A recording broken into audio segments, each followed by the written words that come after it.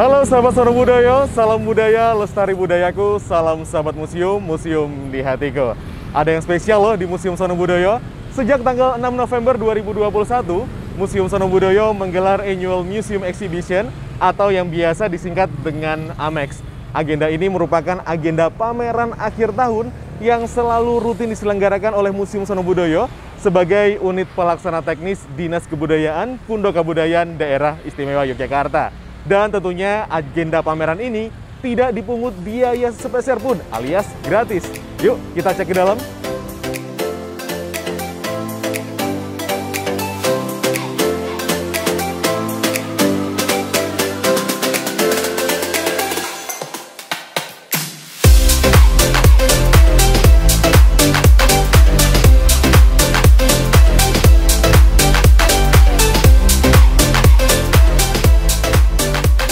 Sahabat Sono Budoyo, saat ini saya sudah sampai di gedung pameran temporer Museum Sono Budoyo, tempat diselenggarakannya pameran AMEX Upaboga tahun 2021.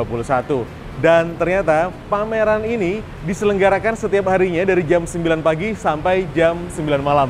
Wah, lama banget ya. Pastinya cukup waktu lah buat kamu sahabat Sono Budoyo yang pengen main ke pameran ini dari pagi sampai malam, bisa nih langsung datang ke gedung pameran temporer Museum Sono Budoyo. Kita jadi penasaran seperti apa isi dari pameran ini. Nah, saat ini nantinya saya akan ditemani oleh dua orang sahabat Sono Budoyo yang lainnya. Yaudah deh, kita langsung ketemu di dalam. Yuk. Halo Mbak. Halo Kak Rifki. Apa kabar? Baik dong, dan sehat selalu. Mantap. Baik, sahabat Sono Budoyo, saat ini saya sudah bersama dua sahabat saya. Ada saya Kori dan saya Feby. Ada Kori dan juga Mbak Feby yang akan menemani saya di pameran AMEX Upaboga tahun ini. Wah, kira-kira Upaboga sendiri ini artinya apa sih Mbak Kori sama Mbak Feby? Mending kita masuk aja nggak sih sekarang? Oke. Langsung ke ruangan saja. Ya. Oke. Sahabat Sono Budoyo, saat ini saya sudah berada di ruang pertama pameran Upaboga. Dan ternyata nih, Upaboga ini punya arti loh. Apa nih artinya? Artinya itu makanan dan minuman. Wah, artinya makanan dan minuman. Iya. Nah, di ruang pertama ini ternyata kita juga bisa ya melihat kondisi makanan dan minuman, khususnya di zaman prasejarah, terus juga klasik, bahkan sampai masa kolonial. Dari berbagai koleksi di ruangan ini, bisa diketahui bentuk dan jenis konsumsi, serta proses dan teknologi yang berkaitan dengan pengolahan hingga konsumsi masyarakat di Jawa pada masa praaksara, klasik, dan juga kolonial. Nah, kalau Mbak Feby sendiri, untuk kita bisa tahu soal kuliner di masa lalu itu kita bisa ngelihat dari mana sih Mbak? Kalau kita pengen tahu kayak kuliner di Jawa pada masa lampau itu bisa kita lihat di Serat Centini ini, Kak. Serat Centini ini? Iya. Serat Centini merupakan karya sastra Jawa klasik yang merekam berbagai aspek kehidupan sosial budaya masyarakat Jawa pada masa lampau. Rekaman kebudayaan tersebut antara lain tentang kuliner tradisional di Jawa. Jadi di Serat Centini ini kayak kuliner di Jawa pada masa lampau itu bisa dilihat dari berbagai aspek gitu. Mulai dari macam-macam kuliner di Jawa, terus lokasinya dan juga penjamuannya. Terus dari jenisnya itu juga dikelompokkan ke dalam minuman, cemilan dan juga makanan. Dan waktu penyajiannya itu di pagi, siang hari, dan malam hari, baik itu di pesta, di jamuan maupun di upacara ritual. Oh, jadi di dalam Serat Centini ini juga salah satunya dijelaskan ya tentang kuliner di masa lalu, bahkan soal waktu dan juga tentang untuk apa kuliner waktu itu tuh ada. Berarti sebenarnya kuliner tuh waktu itu tidak hanya sekedar untuk menghilangkan rasa lapar dan haus aja. Betul, iya. Dan juga kayak makanan yang ada di Serat Centini ini yang masih ada sampai sekarang itu ada gudeg yang di Jogja, pasti kita tahu ya. Terus ada serabi juga, sama nasi liwet dari Surakarta, sama manco dari Purbalingga. Wah, banyak banget ya. Iya. Menarik banget pastinya. Yaudah deh, kita akan lanjut lagi ke ruangan berikutnya. Ada ruangan apa selanjutnya, Mbak Feby? Ada ruangan rempah-rempah. Langsung aja? Langsung aja kita cek berikutnya, yuk.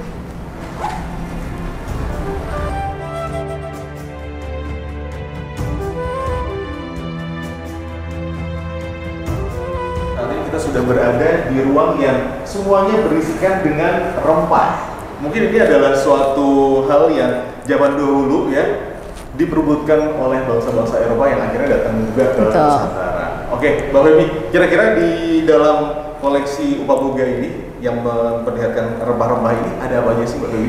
Ada banyak ya, ini ada cengkeh, ada bunga lawang, ada kunyit, ada sereh, ada kecombrang, dan kemiri. Pokoknya rempah-rempah kayak bumbu-bumbu yang biasa kita buat masak lah gitu.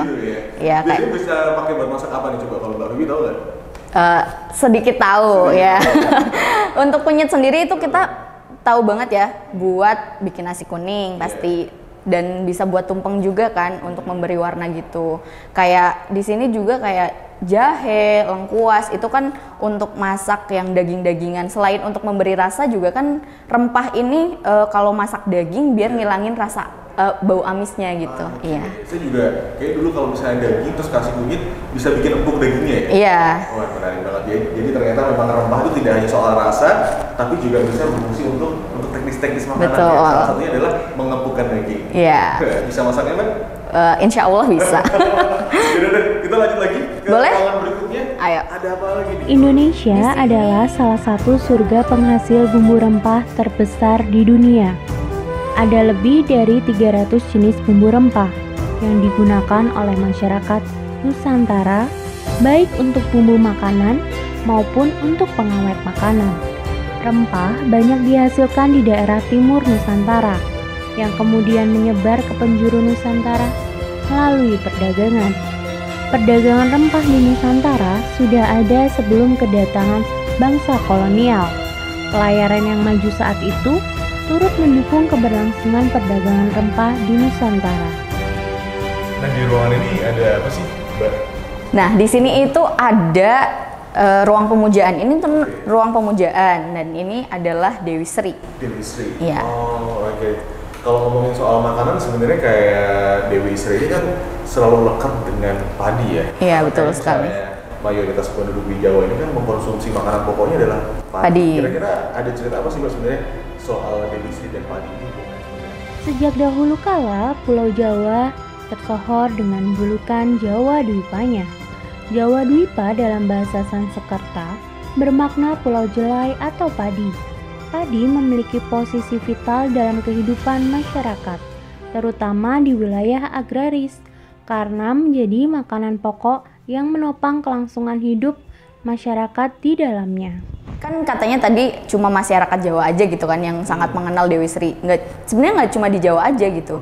Di Bali juga sangat mengenal Dewi Sri sebagai Dewi Padi, Dewi Pertanian, Dewi Sawah, Dewi Kesuburan, dan juga Dewi Kehidupan gitu. Dan sosok Dewi Sri ini sendiri kayak dia tuh satu sosok punya banyak nama dan punya banyak legenda.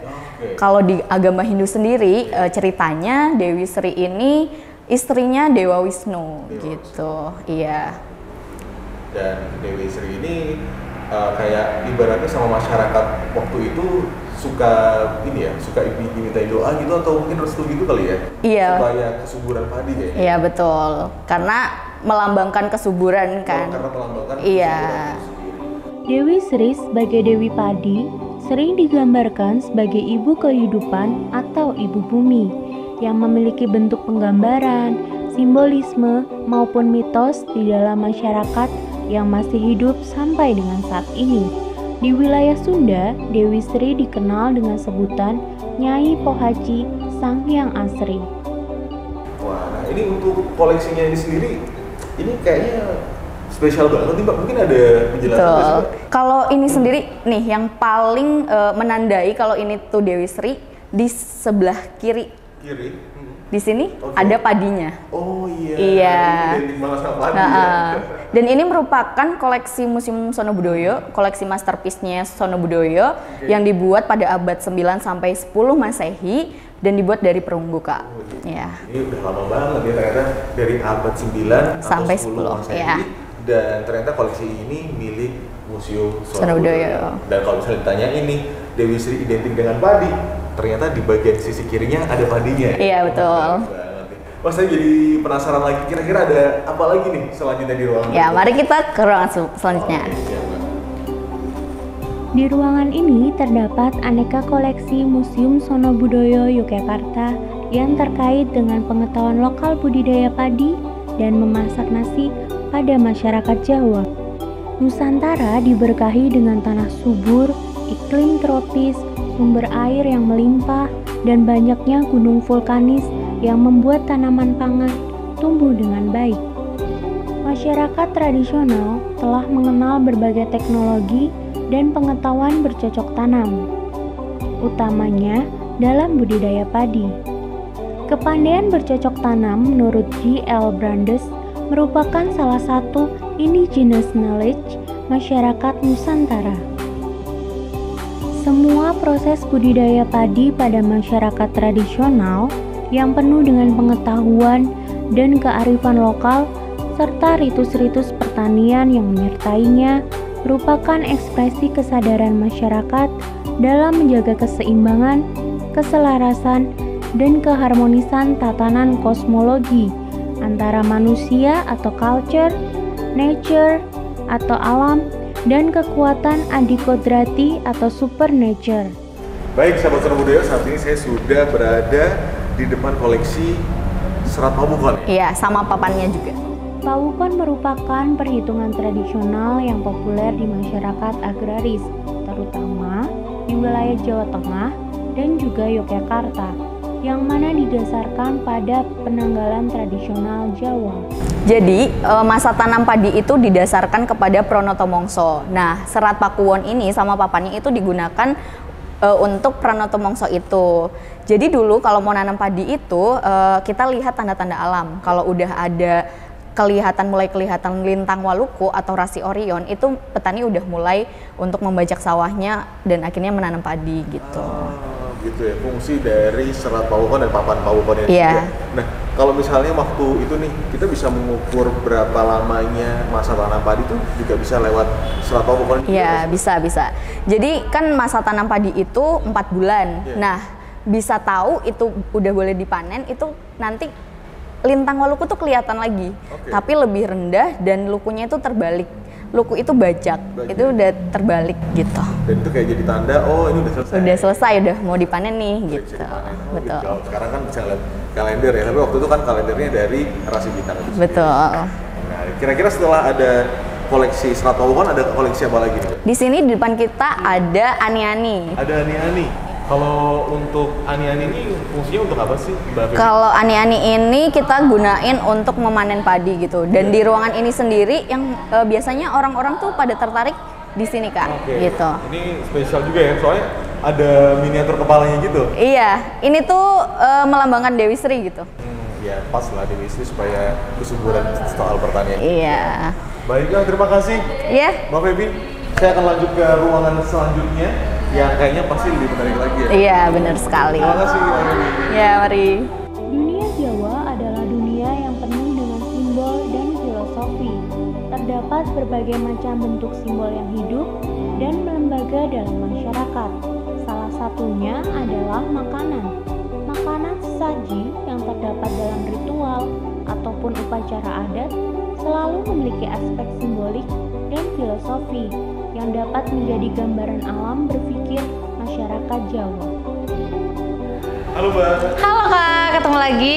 Wah, gini ada Mbak Kori ya. Iya benar. Oke. Saat ini kita lagi ada di ruangan apa nih? Jadi kalau sekarang kita lagi ada di ruangan tumpeng sama bubur jenang gitu. Tumpeng dan bubur. Kalau di ruangan tumpeng dan bubur ini ada koleksi apa sih Mbak yang menarik?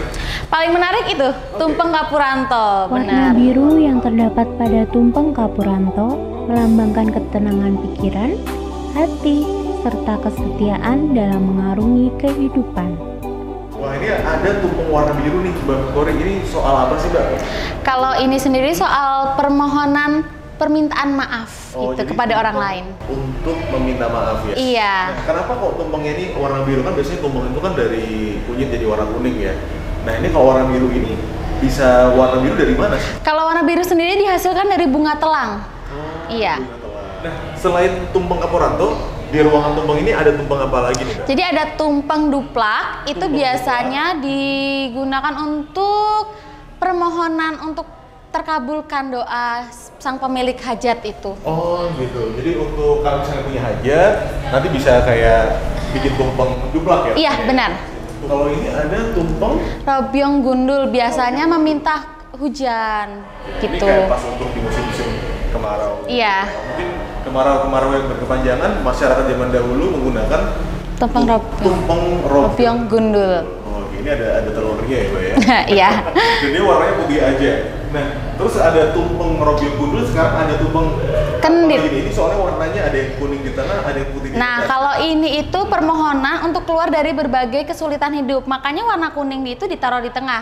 Kuning ini istilahnya sebagai masalahnya. Oke. Gitu. Dan putih ini ibaratnya kayak solusinya nggak? Iya, benar. Ya ibaratnya ya masalahnya di tengah tapi solusinya ada di atas, ada di bawah Iya. juga.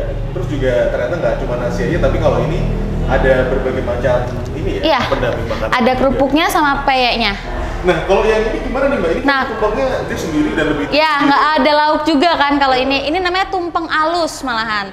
Kalau ini kayak permohonan terhindar dari segala malapetaka gitu. Oh, jadi kayak untuk terhindar dari segala malapetaka, saat itu masyarakat menggunakan tumpeng halus. Iya. Ya sebagai apa ya? Bentuk doa. Iya, doa. Jadi supaya untuk terlepas dari segala malapetaka, terhindar pokoknya gitu. Menarik banget. Ini berbagai macam aneka tumpeng. Oke, ini ada bagian tumpeng yang Yang terakhir ini, kalau ini namanya rada terpisah gitu. iya, ya, namanya tumpeng pungkur, saling membelakangi. Itu sebagai simbol perpisahan, kayak kematian, supaya arwahnya itu terang dan tempat yang layak, ditempatkan di tempat yang layak. Oke, dan makanan pendampingnya pun kayaknya berbeda ya. Iya, ini lebih ke sayur gitu. Ada telur, tapi telurnya putih. Iya, ada toge juga, ada bayam. Ada urap juga ya. Iya. Menarik sekali ya. Oke, ini kan di ruangan ini selain tumpeng, tapi ternyata juga ada koleksi yang dipamerkan, yakni jenang ya. Jenang abang putih namanya. Jenang abang putih. Nah, ini tentang apa nih Mbak kalau jenang abang putih ini sendiri? Kalau jenang abang putih ini tentang simbolis kelahiran. Oke, ini simbolis banget. Iya, tentang kehidupan. Seperti kayak mulainya beranjak dewasa, terus simbolis kelahiran kayak mungkin kayak semacam kitanan itu. Nah, kalau ini kayak ada yang perempuan, yang laki-laki gitu. Oke, ada warna merah putihnya ini ada Iya. artinya juga. Kalau yang putih ini itu dari bapak ceritanya. Ceritanya dari bapak. Nah, kalau yang abang ini dari ibunya gitu. Jadi kayak ya sebagai anak ada percampuran Iya. bapak dan ibu itu. Ya, jadi laki-laki dan perempuan. Penuh filosofis kan. Iya, benar. Ya dari tumpeng sekarang jenang pun juga ada makna dan Iya. maksudnya juga. Oke, ini tadi ada tumpeng Abang putih Oh, iya. sama ini juga. Iya. Dia bentuknya berbeda gitu. Iya, kayak ada simbolis lain gitu. Simbol-simbolnya yang lain. Oke, ini menarik juga. Ada tumpeng terakhir juga nih, Mbak. Iya, ini tumpeng gundul malahan. Ini adalah tumpeng. Iya. Ada tumpeng tapi ada jenangnya juga ya? Iya, jadi tumpeng ini dikelilingi sama jenang-jenang itu sebagai simbol 7 saudara gitu. Oh, oke. Jadi kayak ibaratnya persaudaraan ya? Iya, kayak menyertai bayi gitu. Mungkin kayak keluarga, terus yang sekeliling-keliling jenang ini ada Iya. saudara-saudara. Iya, benar. Menarik sekali ya, sahabat Sonobudoyo. Di ruangan tumpeng ini dijelaskan berbagai macam jenis tumpeng dan juga jenis jenang yang ada. Kira-kira di ruangan selanjutnya ada apa? Kalau di ruangan selanjutnya lebih menarik soalnya kayak ada makanan tradisional juga. Oke, Gitu. dan kita bisa langsung sana? Oke, sekarang Oke, Bang Kori, ini ada ruangan apa nih, Mbak? kalau ini tuh ruangan makanan tradisional. Makanan tradisional. Iya, Banyak kayak- banget ya makanannya ya? Iya, nih dadar gulung salah satunya. Dadar gulung. Ada celorot. Ada celorot. Ada adrem, cenil, Cenil. gatot. Biasanya Gatot. ditemuin di pasar-pasar juga ini ada. Dan sampai sekarang masih ada ya? Masih ada, ya. Waduh. Lalu ada apa lagi nih selain tadi ada gatot, cenil? Nah, ini di sini. Oke. Ada yangko. Ada yangko. Terus ada juga roti kembang waru. Terus Oke. ini yang paling famous nih. famous di Jogja ya? Iya, gudeg namanya. Ada gudeg juga. Iya. Pariwisata tidak hanya menyuguhkan eksotisme sebuah tempat, tetapi juga keanekaragaman kulinernya.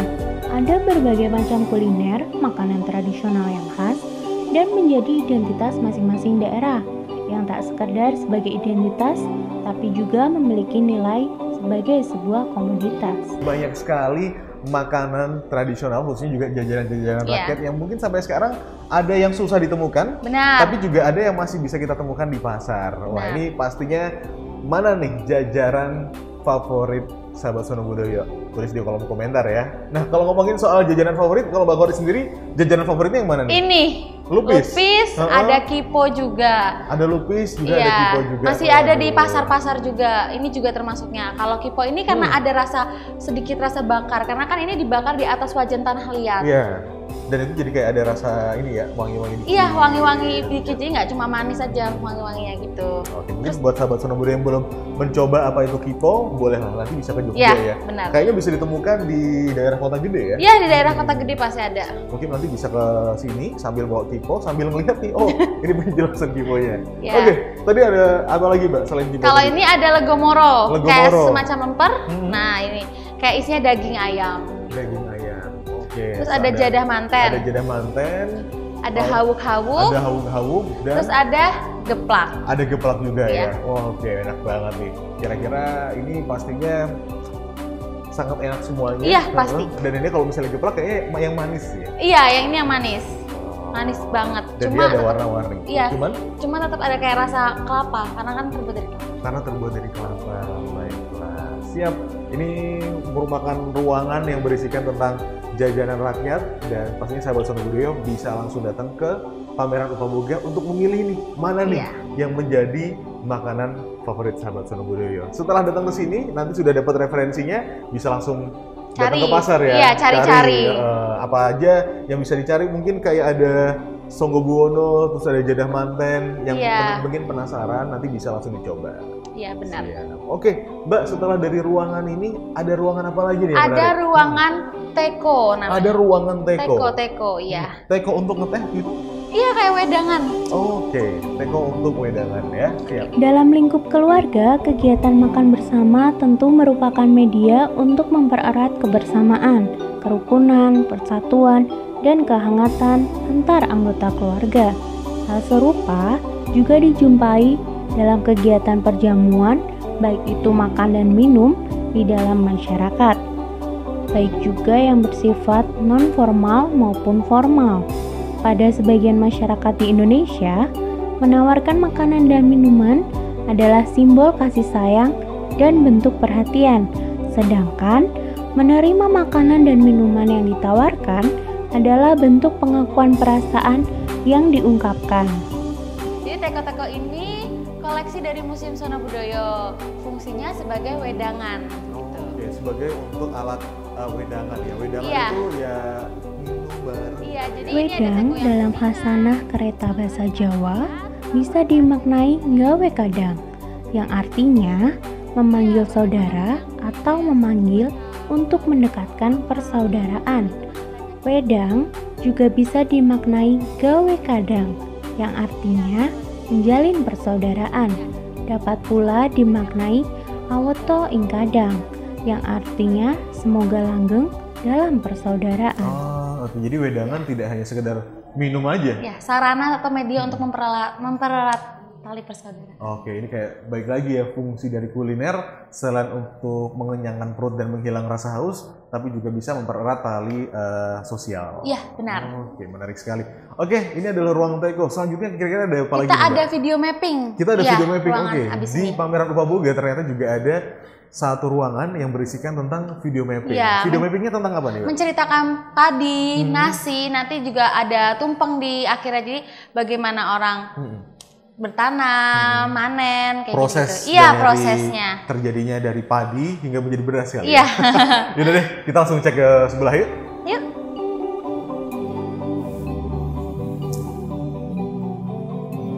Baik, sahabat Sono Budoyo, saat ini kita sudah berada di ruangan yang Video mapping isinya. menampilkan video mapping. Iya. Oke. Video mappingnya juga berceritakan tentang proses Perjalanan perubahan ya. nasi dari kayak padi, terus beras-berasan sampai nanti jadi tumpeng. Wah, keren banget nih. Kalau misalnya diperhatiin nih, ada beberapa lukisan, tapi nanti di lukisan tuh akan ada ini ya, gerakan-gerakan Gerakan. lanjutan. Di ruangan ini, pengunjung dapat menikmati cerita yang disajikan melalui media interaktif, yaitu video mapping. Media ini tentu akan menjadi daya tarik bagi pengunjung. Perpaduan penyajian gambar dengan teknik pencahayaan yang memukau dan inovatif juga dapat memudahkan pengunjung untuk memahami isi cerita. Nah itu dia sahabat Sono Budoyo, video mapping yang barusan kita tonton bareng ya. Pastiin aja sahabat Sono Budoyo datang ke pameran Upaboga dan bisa nonton full dari awal sampai akhir bagaimana proses terjadinya padi hingga menjadi beras. Wah, luar biasa sekali.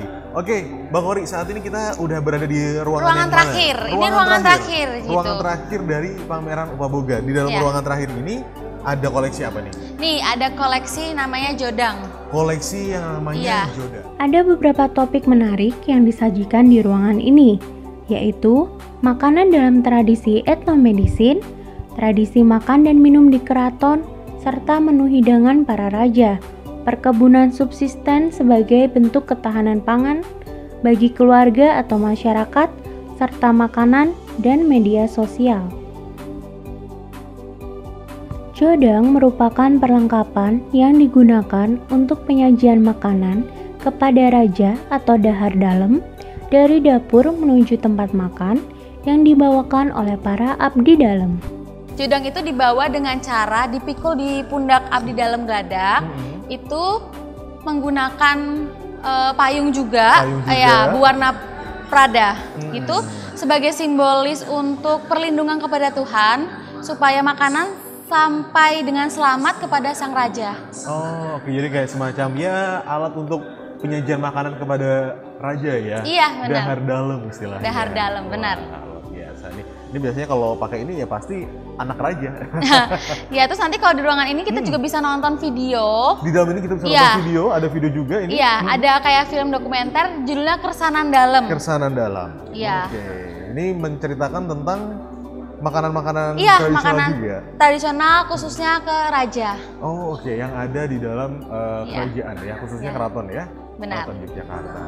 Selanjutnya ada pojok toga ya, Mbak ya? Iya. Ini pojok saya melihatnya dan ini ada tulisannya ayo wujudkan ketahanan pangan keluarga. Iya. Dan ada tanaman obat keluarga. Ini, sekarang kita bertanam. Kita bisa praktekkan juga. Iya, bisa dipraktekin juga gitu. Kira-kira seperti apa nih Mbak Kori persiapannya? Biasa ini polybagnya. Ini polybagnya. Ya, oke, habis itu ini tanahnya. Ini tanahnya, oke. Kita buat ya. Kita buat, oh Mbak Kori aja ya. Oke. Oke. Oke. Sampai penuh nggak? Setengahnya mungkin. Setengahnya ya. Karena kalau kita penuh kan nanti bibitnya jadi nggak maksimal gitu. Oh gitu.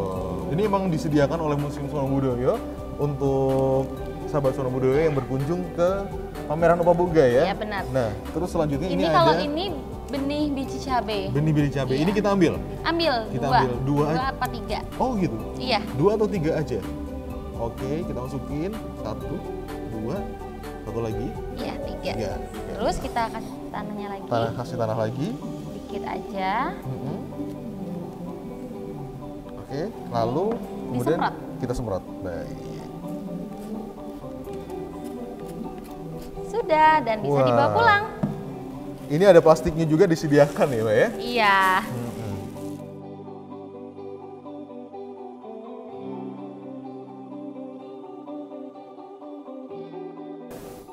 Baik sahabat Sono Budoyo, itu dia tadi keseruan jalan-jalan di pameran Upaboga Museum Sono Budoyo yang diselenggarain dari tanggal 6 November 2021. Sahabat Sono Budoyo bisa main ke pameran Upaboga setiap harinya dari jam 9 pagi sampai jam 9 malam dan tentunya tidak dipungut biaya sebesar pun alias gratis. Yuk ajak teman-teman, sahabat atau keluarga atau mungkin teman-teman yang dari luar kota boleh banget main ke pameran Upaboga. Baik sahabat Sono Budoyo, sampai jumpa di kesempatan berikutnya. Saya Hari Rifki dan saya Kori. Pamit undur diri, sampai jumpa. Salam sahabat museum, museum di hatiku.